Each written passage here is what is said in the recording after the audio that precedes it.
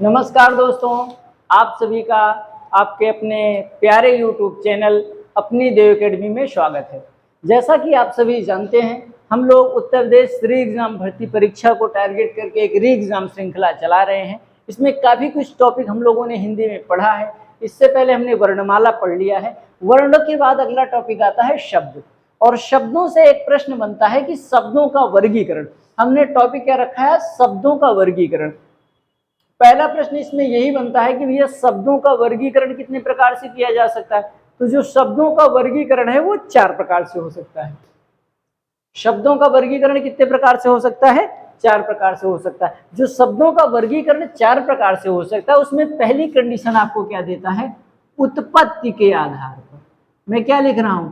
उत्पत्ति के आधार पर। उत्पत्ति के बाद या इसी को कह सकता है भाई इतिहास के आधार पर, या इसी को कह सकता है मूल रूप से, क्योंकि उत्पन्न होना मूल है। किसी चीज को उत्पन्न करना या पैदाइशी जिसको हम कह दें, मूल रूप से उत्पन्न होने का मतलब क्या होता है? पैदा होना। या हम कह दें पैदाइशी रूप से या मूल रूप से, या जो प्राप्त जानकारी ऐतिहासिक स्रोत है, इस आधार पर शब्द कितने प्रकार के होते हैं। तो देखिए, इस आधार पर शब्दों का वर्गीकरण हम कितने प्रकार से कर सकते हैं। एक आप लोग जानते होंगे भाई तत्सम शब्द। क्या जानते हैं? तत्सम शब्द। एक जानते हैं आप तद्भव शब्द, तत्सम तद्भव। एक आप जानते हैं देशज शब्द, एक जानते हैं आप विदेशज शब्द। ठीक, थोड़ा सा समझने का प्रयास करते हैं। तत्सम किसे कहते हैं? तत् मतलब उसके, सम मतलब समान। किसके समान? संस्कृत के समान शब्द, या संस्कृत के जो शब्द, क्या मैं बोल रहा हूं तत्सम के लिए? संस्कृत के समान, संस्कृत के समान, या संस्कृत के शब्द, संस्कृत के शब्द जो हिंदी में प्रयुक्त हुए हैं, जो हिंदी में प्रयुक्त हुए हैं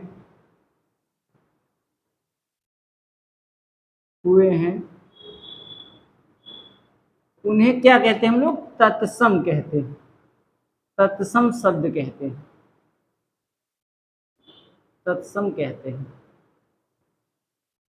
ध्यान दो, तत्सम किसे कहते हैं? तत्सम का मतलब क्या है? तत् मतलब होता है उसके, तत् का अर्थ क्या होता है? उसके, और सम मतलब क्या होता है? समान। सम का अर्थ क्या होता है? समान। उसके समान मतलब किसके समान? संस्कृत के समान, या संस्कृत के शब्द, या संस्कृत के समान जो शब्द हिंदी में प्रयुक्त हो रहे हैं, हिंदी में प्रयोग किए जा रहे हैं, उनको हम क्या कह रहे हैं? तत्सम शब्द कह रहे हैं। तद्भव की बात करता है। तत् मतलब उससे, भव मतलब उत्पन्न होना, यानी संस्कृत से उत्पन्न हुए शब्द जो हिंदी भाषा में प्रयोग किए, तत्भव बनाए गए। भव मतलब क्या होता? उत्पन्न किए गए। संस्कृत के समान और या संस्कृत के शब्द वो तत्सम है। तत्सम से जो बनाए गए शब्द हैं, हिंदी में प्रयोग हो रहे हैं, उनको हम क्या कहते हैं? तद्भव शब्द कहते हैं। संस्कृत से बने शब्द, संस्कृत के बने शब्द जो हिंदी में प्रयुक्त हो रहे हैं, जो हिंदी में, हिंदी भाषा में प्रयोग किए जा रहे हैं, उनको हम क्या कह रहे हैं? तद्भव। देश शब्द, देसी भाषा के शब्द। देसी भाषा का क्या मतलब है? देसी भाषा के शब्द ऐसे शब्द जो आम बोलचाल की भाषा में प्रयुक्त किए गए, या ऐसे शब्द जिनका व्याकरणिक विवेचन संभव नहीं है, जिनका व्याकरणिक विवेचन संभव नहीं, उनको हम देशज शब्द कहते हैं। विदेशज शब्द अन्य भाषाओं के शब्द। क्या कह रहा है? अन्य यानी दूसरी भाषाओं के शब्द, दूसरी भाषा के शब्द, दूसरी भाषा के शब्द जो हिंदी में प्रयोग हुए, उनको हम विदेशज शब्द कहते हैं। इसी विदेशज के अंतर्गत आपका क्या क्या आता है? आपका इसी के अंतर्गत क्या आ जाता है? अरबी, फारसी, तुर्की, या जितनी अन्य भी भाषाएं हैं, सभी शब्द इसमें क्या आ जाते हैं? विदेशज के अंतर्गत आते हैं। एक और अन्य शब्द में दे देता है इसमें, संकर शब्द। संकर शब्द, संकर शब्द। ध्यान देना, उत्पत्ति के आधार पर शब्द कितने प्रकार के होते हैं? 4 ही प्रकार के होते हैं। मान लीजिए 4 विकल्प को ना दे किसी परीक्षा में, तो आप 5 के साथ जाइए, फिर हाल 4 विकल्प देगा। संकर शब्द किसे कहते हैं? कह रहा है संकर मिश्रण, दो भाषाओं के शब्द, दो भिन्न भिन्न भाषाओं के शब्द जब प्रयुक्त होकर के एक अर्थ प्रयुक्त करें उनको हम संकर शब्द कहते हैं। इसको आप लोग समझिए, इसको मैं मिटा दे रहा हूं। आइए संकर शब्द की बात कर ले रहे हैं, है ना। संकर शब्द, अब संकर शब्द में देखिए, जैसे हम कहते हैं रेलगाड़ी, रेलगाड़ी, तो रेलगाड़ी शब्द किसका है? रेल अंग्रेजी भाषा का है, गाड़ी देशज भाषा का शब्द है, तो रेलगाड़ी शब्द क्या हो गया? तो संकर शब्द, यानी दो अन्य भाषाओं के शब्द एक साथ प्रयुक्त हो जाए तो उनको हम क्या शब्द कहते हैं? संकर शब्द कहते हैं। विदेशज आपको हमने बता दिया, विदेशज में आपके क्या क्या आते हैं? अरबी हैं, फारसी हैं, कई भाषाएं हैं इसमें, तुर्की हैं, पुर्तगाली हैं, अन्य भाषाओं के शब्द, कई भाषाओं के शब्द जो हिंदी में प्रयुक्त हो रहे हैं उनको हम क्या कह दे रहे हैं? विदेशज शब्द। इसके अलावा एक अगली कंडीशन देता है, अगली कंडीशन में अगली कंडीशन देता है व्युत्पत्ति के आधार पर। उत्पत्ति हो गया, अब हम देख लेते हैं व्युत्पत्ति के आधार पर। व्युत्पत्ति के आधार पर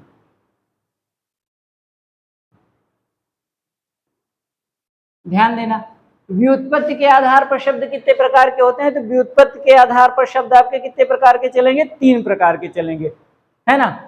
व्युत्पत्ति के आधार पर व्युत्पन्न करना, उत्पन्न करना, यानी इसी को हम कह सकते हैं रचना के आधार पर, इसी को हम कह सकते हैं बनावट के आधार पर, है ना। इस आधार पर शब्द कितने प्रकार के चल रहे हैं? इसी को हम क्या कह सकते हैं? रचना के आधार पर, या इसी को हम कह सकते हैं बनावट के आधार पर। इसके आधार पर शब्द कितने प्रकार के होते हैं? 3 प्रकार के। कौन कौन से?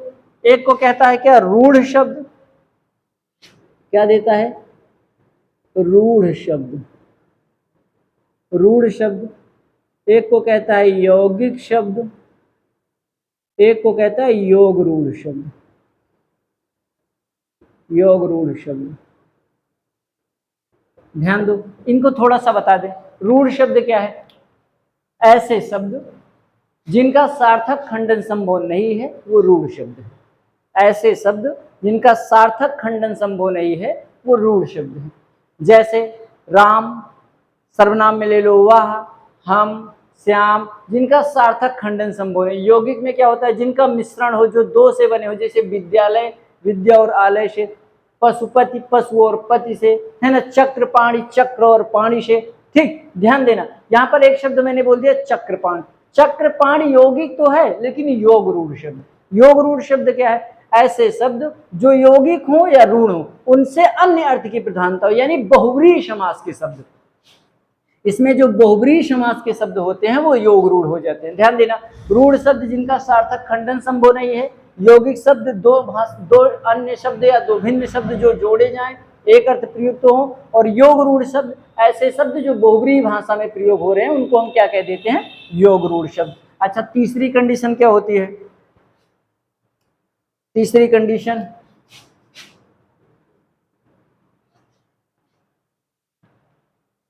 क्या करते हैं? इसको व्याकरण के आधार पर,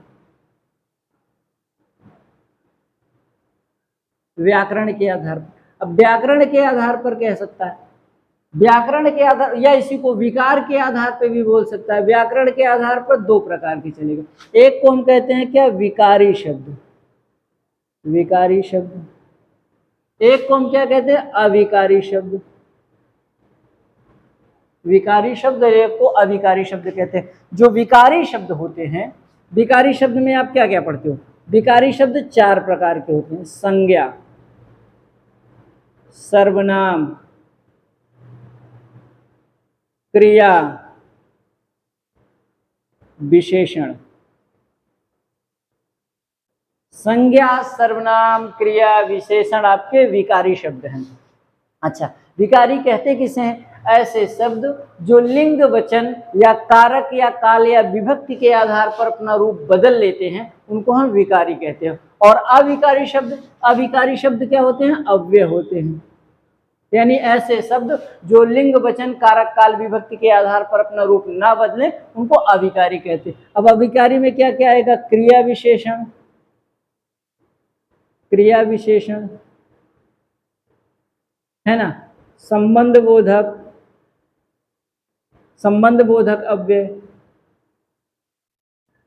समुच्चय बोधक अव्यय,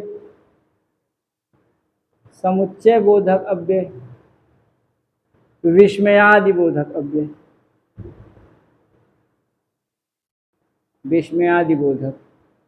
एक शब्द अन्य में देता है निपात अव्यय।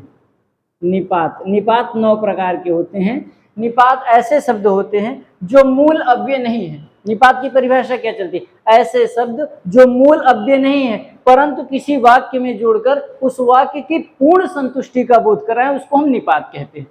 निपात ऐसे शब्द होते हैं जो किसी वाक्य में जुड़ करके उस वाक्य की पूर्ण संतुष्टि का बोध कराते हैं। पूर्ण संतुष्टि का बोध कैसे कराएंगे? जैसे राम ने रावण को मारा, आपका लिखा है क्या? राम ने रावण को मारा। अगर हम कह दें राम ने रावण को मारा का अर्थ क्या? भाई राम को ही है, रावण को मारा।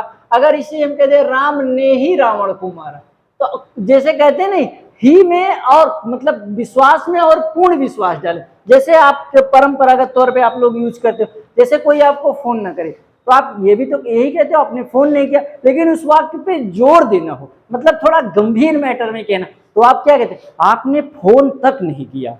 आप समझाते हो ना, आपने फोन तक नहीं किया। वो तक शब्द क्या है? आपका निपात अव्यय है। यानी ऐसे शब्द जो किसी वाक्य में थोड़ा और जोर डाल दें और उसमें दबाव डालें, उसको हम निपात कहते हैं। ठीक, अब आपसे पूछता है एक अर्थ के आधार पर, चौथी कंडीशन देता है अर्थ के आधार पर। इसमें आएगा नहीं शायद, मैं थोड़ा सा इसको मिटा रहा हूं, है ना, यहीं पे शॉर्टकट में लिख दे रहा हूं, अर्थ के आधार पर। अर्थ के आधार पर, अर्थ के आधार पर, अर्थ के आधार पर आपके 4 प्रकार के होते हैं भाई। विलोम शब्द, पर्यायवाची शब्द, वाक्यांशों के लिए एक शब्द और समानार्थी शब्द, है ना। 4 प्रकार के हो गए। विलोम है, पर्यायवाची है, वाक्यांशों के लिए एक शब्द है और समानार्थी शब्द है। ठीक, अब आइए इस पे थोड़ा सा हम इनके वर्गीकरण करते हैं। फिर इससे एक बारी देख लो, व्युत्पत्ति या उत्पत्ति के आधार पर शब्द कितने प्रकार के चलते हैं? 4 प्रकार के, है ना। तत्सम, तद्भव, देशज, विदेशज। उसका अगला व्युत्पत्ति के आधार पर शब्द कितने प्रकार के चलते हैं? 3 प्रकार के, रूढ़ शब्द, यौगिक शब्द, योग रूढ़ शब्द। व्याकरण के आधार पर आपके 2 प्रकार के, विकारी और अविकारी, है ना, विकारी और अविकारी। विकारी शब्द 4 प्रकार के, संज्ञा, सर्वनाम, क्रिया, विशेषण। और अविकारी शब्द आपके 4 प्रकार के चलेंगे, इनको अव्यय कहते हैं। क्रिया विशेषण अव्यय, संबंध बोधक अव्यय, समुच्चय बोधक अव्यय और विस्मयादि बोधक अव्यय। एक इसी में आपका चलता है निपात। निपात 9 प्रकार के होते हैं। और अर्थ के आधार पर आपके वाक्य 4 प्रकार, वो शब्द 4 प्रकार के होते हैं, जिसमें एकार्थी शब्द है, अनेकार्थी शब्द है, समानार्थी और विपरीत है। लिख दें, एकार्थी, एकार्थी शब्द, अनेकार्थी, है ना, इसके अलावा मिटा दे रहे हैं इसको, समानार्थी। समानार्थी मतलब क्या? पर्याय भाई। और विलोम, विलोम 4 प्रकार इसके हो गए, एकार्थी, अनेकार्थी, समानार्थी और विलोम शब्द। ये शब्दों का वर्गीकरण हो गया। ध्यान देना दोस्तों, शब्दों का वर्गीकरण आप 4 प्रकार से, ये सब प्रश्न है, इसको हल्के में मत लेना। जब आपसे पेपर में पूछेगा ना तो हवा खिसक जाएगी स्पष्टीकरण देते देते। शब्दों का वर्गीकरण 4 प्रकार से, उत्पत्ति के आधार पर शब्द 4 प्रकार के, व्युत्पत्ति के आधार पर शब्द 3 प्रकार के, व्याकरण के आधार पर शब्द 2 प्रकार के होते हैं। अगर 2 विकल्प नहीं है तो 8 फिर मारोगे, विकारी, अविकारी। अर्थ के आधार पर शब्द 4 प्रकार के, एकार्थी, अनेकार्थी, समानार्थी और विलोम शब्द। इन सब में सबसे पहले हम लोग पढ़ेंगे, इसको उठाएंगे संज्ञा, क्योंकि इसी संज्ञा के साथ हम क्या जोड़ेंगे? लिंग जोड़ेंगे, वचन जोड़ेंगे, काल जोड़ेंगे, विभक्ति जोड़ेंगे, वाच्य जोड़ेंगे। यही संज्ञा के आसपास इन सब चीजों को हम वचन वगैरह सारी चीजें पढ़ाएंगे। सबसे पहले हम लोग उठाते हैं संज्ञा शब्द। हम लोगों का अगला टॉपिक है, यानी इसी में पहला टॉपिक अब हम लोगों का शुरू हुआ, संज्ञा शब्द।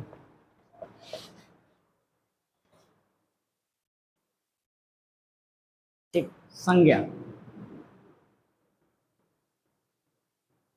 संज्ञा। ठीक, अब आप सब लोग संज्ञा पढ़े हैं, एक बारी आप लोग मेरे हिसाब से संज्ञा पढ़ने का प्रयास करें। संज्ञा किसे कहते हैं? आप सब लोग जानते हो कि किसी वस्तु, व्यक्ति, स्थान आदि के नाम को संज्ञा कहते हैं। मैं भी संज्ञा की वही परिभाषा बता रहा हूँ, अलग से कोई नई परिभाषा नहीं दे रहा हूँ, लेकिन बस समझने और समझाने का फर्क है। देखिए, संज्ञा, संज्ञा का पहला प्रश्न ये नोट करना कि संज्ञा का शाब्दिक अर्थ क्या है। संज्ञा का शाब्दिक अर्थ होता है नाम। अगर आपसे कोई पूछे संज्ञा माने क्या होता है, जैसे हम बचपन में 8 तक पढ़ते ना, ये माने वो माने, है ना, संज्ञा माने। संज्ञा का शाब्दिक अर्थ क्या होता है? नाम। संज्ञा का अर्थ भी लिख दें, शाब्दिक अर्थ। ठीक, संज्ञा का शाब्दिक अर्थ क्या होता है? नाम। अच्छा, फिर उसके बाद संज्ञा ये किस भाषा का शब्द है? तो ध्यान देना, ये संस्कृत भाषा का शब्द है। संज्ञा किस भाषा का शब्द है? संस्कृत भाषा का शब्द है। प्रयोग की दृष्टि से संज्ञा कैसा है? विकारी शब्द है। अभी आप पढ़ के आ रहे हो, प्रयोग की दृष्टि से संज्ञा कैसा शब्द है? एक विकारी शब्द है। इसके अलावा अब हम बात करते हैं संज्ञा की परिभाषा से। आप व्यवहारिक तौर पे देखें, जो कुछ आपको दिखाई दे सब संज्ञा है। क्या मैंने बोल दिया? जो कुछ आपको दिखाई दे सब संज्ञा है। मैं दिखाई दे रहा हूं, मैं भी संज्ञा हूं। ये दिखाई दे रहा है, ये भी संज्ञा। जो कुछ आपको दिखाई दे सब संज्ञा है। ठीक, अच्छा आगे आइए। संज्ञा का शब्द किसी वस्तु, व्यक्ति, स्थान आदि के नाम को संज्ञा कहते हैं। फिर हम लोग बात करते हैं कि संज्ञा के प्रकार। अब यहां से थोड़ा सा मैं आपको संज्ञा के प्रकार, संज्ञा के प्रकार, अब यहाँ पे 4-5 कंडीशन बनती है भाई। आपसे पूछेगा कोई संज्ञा कितने प्रकार की होती है, संज्ञा के कितने प्रकार हैं। आपसे कोई पूछ लिया संज्ञा के कितने प्रकार हैं, फिर आपसे पूछेगा मूल रूप से संज्ञा कितने प्रकार की होती है, कितने प्रकार की। आप लोग जो जानते हो अपने मन में उत्तर दीजिए। तीसरा, उत्पत्ति के आधार पर संज्ञा कितने प्रकार की होती है, आधार पर संज्ञा कितने प्रकार की होती है, संज्ञा के प्रकार। अगला, व्युत्पत्ति के आधार पर संज्ञा के प्रकार, व्युत्पत्ति के आधार पर संज्ञा के प्रकार। अर्थ के आधार पर संज्ञा के प्रकार, अर्थ के आधार पर संज्ञा के प्रकार, अर्थ के आधार पर संज्ञा के प्रकार। और इसमें एक लिख सकते हो कंडीशन, कामता प्रसाद गुरु के अनुसार संज्ञा के प्रकार, कामता प्रसाद गुरु के अनुसार, कामता प्रसाद गुरु के अनुसार संज्ञा के प्रकार। जी हाँ दोस्तों, इसको देखिए ध्यान से, देख लिया आपने। देखो, अगर आपसे पूछता है कामता प्रसाद गुरु के अनुसार संज्ञा कितने प्रकार की होती है, तो 3। वो कौन कौन सी है? व्यक्तिवाचक, जातिवाचक, भाववाचक। जो कामता प्रसाद गुरु के अनुसार संज्ञा का प्रकार है वही मूल रूप से संज्ञा का प्रकार है। बात समझे? कामता प्रसाद गुरु के अनुसार संज्ञा के कितने प्रकार हैं? आपके 3। वो कौन कौन से हैं? ध्यान दो भाई। आपका एक हो गया व्यक्तिवाचक, जातिवाचक और भाववाचक। कामता प्रसाद गुरु के अनुसार आप लिखना तो उसमें पूरा लिख लेना, व्यक्तिवाचक संज्ञा, जातिवाचक संज्ञा, भाववाचक संज्ञा। मैं समझाने के लिए शॉर्टकट का प्रयोग कर रहा हूं। अच्छा, अगर आपसे पूछता है संज्ञा के कुल कितने प्रकार होते हैं, तो संज्ञा के कितने प्रकार हैं, तो संज्ञा के कितने प्रकार हैं? 5। या फिर दे दे संज्ञा के कुल कितने प्रकार हैं? 5। इन दोनों प्रश्न के जो 5 प्रकार हैं, 3 तो ये रहेगा कौन कौन से हैं? व्यक्तिवाचक, जातिवाचक, भाववाचक, है ना। अब जातिवाचक से ही 2 बने, क्या से? पदार्थ या द्रव्यवाचक, और एक समूहवाचक। तो आपके संज्ञा कितने प्रकार के हो गए? 5 प्रकार से हो गए। कौन कौन से? व्यक्तिवाचक संज्ञा, जातिवाचक संज्ञा, भाववाचक संज्ञा, पदार्थ या द्रव्यवाचक संज्ञा और समूहवाचक संज्ञा। इसमें लिख दिया व्यक्तिवाचक, आप समझ जाओ इतना भाई। व्यक्तिवाचक, जातिवाचक, भाववाचक, ठीक। अच्छा, अब इसमें देखो फिर एक प्रश्न आप, उत्पत्ति के आधार पे संज्ञा कितने प्रकार की? उत्पत्ति, उत्पत्ति होना क्या है? मूल रूप से ही तो है। मूल ही क्या है? इसके लिए हमें ये भी प्रयोग कर सकते हैं, मूल रूप से संज्ञा के प्रकार। उत्पत्ति होना या मूल रूप से क्या नाम है? यही कामता प्रसाद गुरु का ही प्रकार है। उत्पत्ति से के रूप से या मूल रूप से संज्ञा का प्रकार क्या है? कामता प्रसाद गुरु के अनुसार ही 3 प्रकार की हो रही है, उत्पन्न होने के आधार। लेकिन व्युत्पत्ति के आधार पर संज्ञा कितने प्रकार की होती है? होती तो इसमें भी 3 प्रकार की है, लेकिन ध्यान देना, सावधान हो जाना। व्युत्पत्ति के आधार पर संज्ञा कितने प्रकार की हो रही है? 3। कौन कौन सी? नया मिलेगा आपको, रूढ़ संज्ञा। क्या देख रहे हो आप? रूढ़ संज्ञा, यौगिक संज्ञा, यौगिक संज्ञा और एक योगरूढ़ संज्ञा। योगरूढ़ संज्ञा, ध्यान दो, रूढ़ संज्ञा, यौगिक संज्ञा और योगरूढ़ संज्ञा। रूढ़ संज्ञा क्या है? ऐसे संज्ञा, अभी आप पीछे मैंने एक दिन पढ़ाया आपको, क्या? रूढ़ शब्द, ऐसे शब्द जिनका सार्थक खंडन ना हो, रूढ़ शब्द है। लेकिन रूढ़ संज्ञा क्या है? ऐसे संज्ञा शब्द, वह शब्द संज्ञा नहीं है, सर्वनाम है। वह शब्द रूढ़ शब्द तो हो सकता है, लेकिन रूढ़ संज्ञा नहीं है। संज्ञा के लिए शर्त यह है कि किसी वस्तु, व्यक्ति या स्थान आदि का नाम हो। व्युत्पत्ति के आधार पर संज्ञा कितने प्रकार की हो रही है भाई? आपकी 3 प्रकार की, रूढ़ संज्ञा, यौगिक संज्ञा और योगरूढ़ संज्ञा। और अर्थ के आधार पे आपके शब्द कितने अर्थ के आधार पे संज्ञा कितने प्रकार की हैं? तो ये 5 प्रकार, ये वाला अर्थ ही तो है। अर्थ से ही तो हम जानते हैं भाववाचक, जातिवाचक के अंतर्गत पदार्थ या द्रव्यवाचक। अगर आपसे कभी पूछ ले कि समूहवाचक या पदार्थ या द्रव्यवाचक किसके अंतर्गत आएगा? इसी जातिवाचक के ही तो पार्ट है। क्या? ये पदार्थ वाला और कौन सा वाला? समूह वाला। ये इसी के पार्ट है। किसके अंतर्गत आते थे किसी जमाने में? ये किसी जमाने में जाति के अंतर्गत आते थे, लेकिन इनका अर्थ निकाल के इनको क्या बना दिया गया? अर्थ के आधार पे 5 पार्टों में बांट दिया गया। अर्थ निकाला कैसे? देखो, अगर हम बात करें, मान लीजिए जैसे सोना, सोना से आपने क्या अर्थ निकाला? जो पहना वहीना जाता है ना, माला टाइप में। हमने कोई द्रव्य लिया, हमने पानी कहा, तो पानी कहने से दुनिया के सारे पानी का बोध हो रहा है। जाति भी तो है, लेकिन ऐसी जाति जिनको नापा तौला जाए उनको हम पदार्थ और द्रव्य में रख देते हैं, और ऐसी जाति जो किसी समूह का बोध करा रही है उनको हम समूह में रख देते हैं। जैसे झुंड हो गया, गुच्छा हो गया, पुलिस हो गया, ऐसे शब्दों को आप किस में रख देते हो? समूहवाचक संज्ञा में रख देते हो। इस चीज को अच्छे से समझ लो, ये आपकी बहुत ही महत्वपूर्ण क्लास है और बड़ी कंप्लीट वीडियो के तौर पे संज्ञा को मैं आपको पढ़ा रहा हूं। इन शब्दों को अच्छे से समझो। फिर से मैं बता दे रहा हूं, कामता प्रसाद के अनुसार 3 व्यक्ति, जाति, भाव। संज्ञा के कितने प्रकार या कुल प्रकार? ये 5। ये अर्थ के आधार पर ही होते हैं, और व्युत्पत्ति के आधार पे 3 होता है जो कामता प्रसाद गुरु का है, और व्युत्पत्ति के आधार पे 3, रूढ़, यौगिक और योग रूढ़, और अर्थ के आधार पे आपकी संज्ञा 5 प्रकार की होती है। अब हम लोग हेडिंग डालेंगे। पहली हेडिंग कौन सी है? व्यक्तिवाचक संज्ञा। जी हाँ, हम लोगों की हेडिंग क्या है? व्यक्तिवाचक संज्ञा।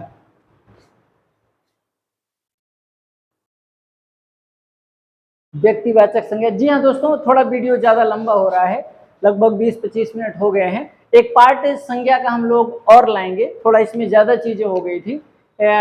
अब व्यक्तिवाचक संज्ञा, भाववाचक, जातिवाचक और समूह या पदार्थ या द्रव्यवाचक, इन संज्ञा को पढ़ाने के लिए हम लोग एक पार्ट के साथ और आएंगे। वो वीडियो आपको कल मिल जाएगा। ठीक है दोस्तों, नमस्कार, जय हिंद, जय भारत। आप लोग सपोर्ट करें हमारे चैनल का, अपनी देव एकेडमी को लाइक करें, शेयर करें, सब्सक्राइब करें।